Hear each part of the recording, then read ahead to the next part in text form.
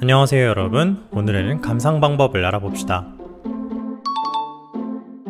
미술관에 갔는데 미술작품이 어렵고 지루하게만 느껴진다면 미술관이 얼마나 두려울까요?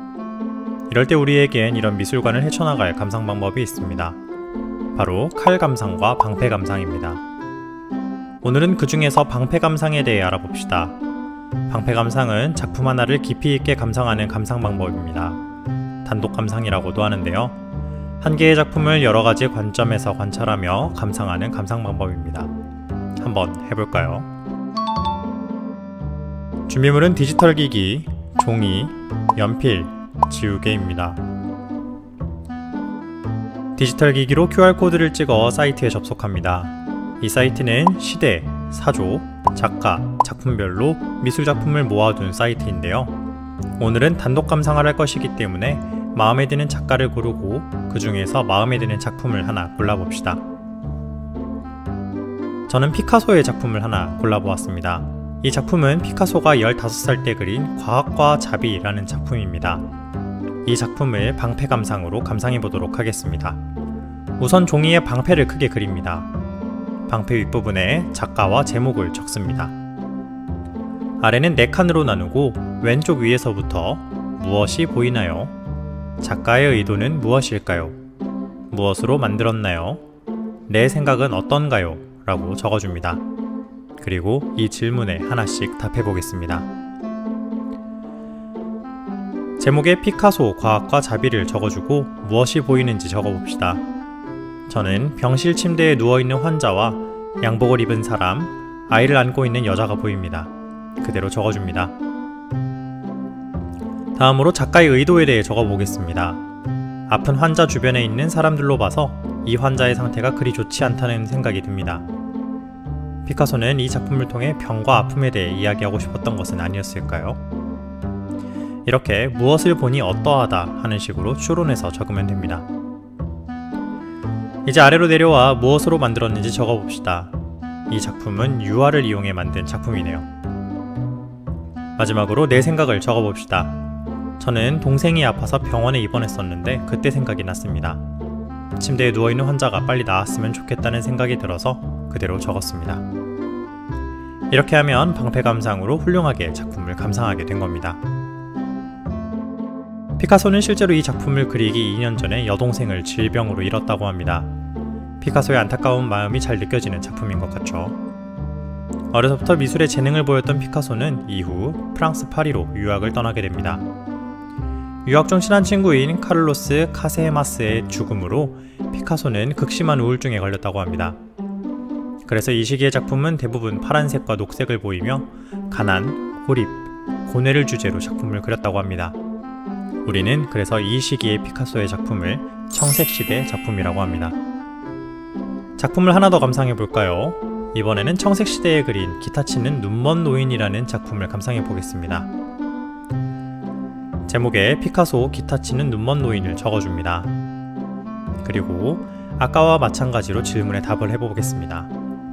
보이는 것은 기타를 들고 있는 노인이 앉아 고개를 숙이고 있는 모습이 보입니다. 만든 재료는 이 작품 역시 유화로 그린 것으로 보입니다.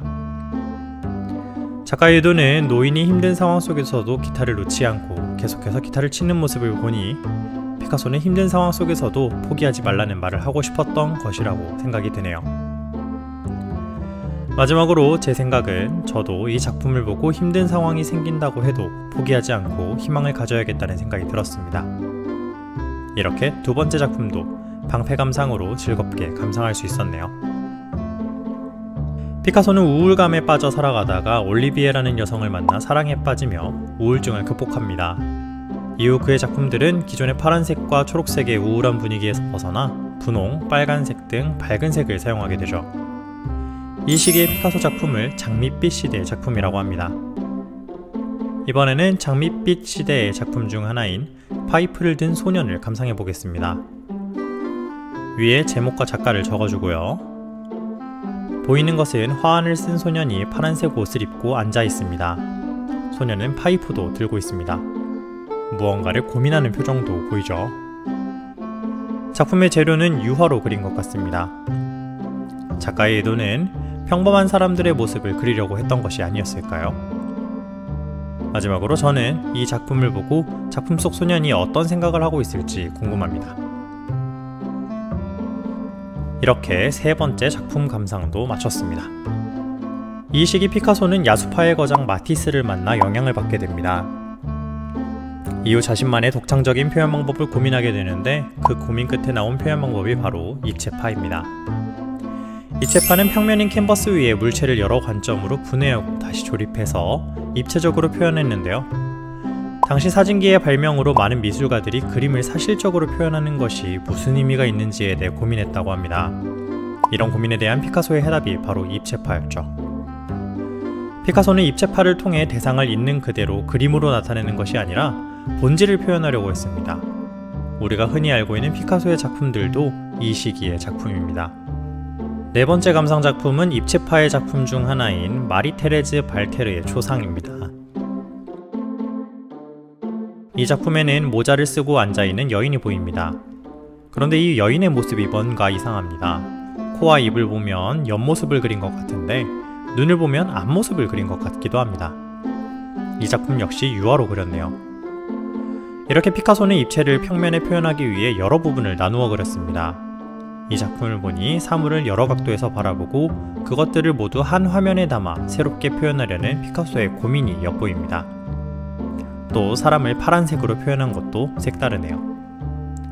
전쟁은 많은 것을 바꾸어 놓습니다. 피카소의 작품 세계 역시 전쟁으로 많은 것이 바뀌었습니다.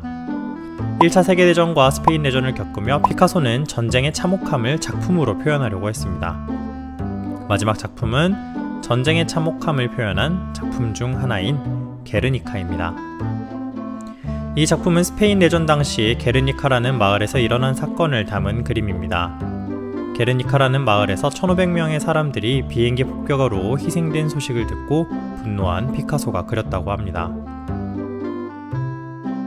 작품에는 소와 말 같은 동물들도 보이고 아이를 안고 우는 어머니, 쓰러져 있는 사람들의 모습이 보입니다. 이 작품을 통해 피카소는 전쟁의 참혹함을 이야기하고 싶었던 것 같습니다. 이 작품은 가로 3m, 세로 7m의 거대한 작품으로 유화로 그렸습니다. 저도 이 작품을 보니 전쟁의 참혹함이 느껴지는 것 같네요. 흑백으로 표현해서 그런지 그런 느낌이 더 강하게 나타나는 것 같습니다. 피카소는 유화뿐 아니라 도자기, 조각 등 다양한 분야에서 예술작품을 만들었다고 합니다. 심지어 자전거의 좌석과 핸들로 작품을 만들기도 했고 빛을 이용해 작품도 만들었습니다. 이처럼 다양한 시도를 통해 피카소는 93년의 인생 동안 45,000점의 작품을 남겼다고 하니 엄청나지 않나요? 여러분은 피카소의 여러 작품들을 보며 어떤 생각이 들었나요? 그림이 너무 어렵고 무엇을 표현한지 모르겠나요? 게르니카 속 소와 말이 무엇을 의미하냐는 질문에 피카소는 소는 소이고 말은 말이다 라고 답했다고 합니다. 미술작품을 감상하는데 정해진 정답은 없습니다. 작품에 대해서 더 깊게 이해하려는 노력이 있을 뿐이죠. 이제 여러분도 방패 감상을 배웠으니 자신있게 미술작품을 감상해 봅시다.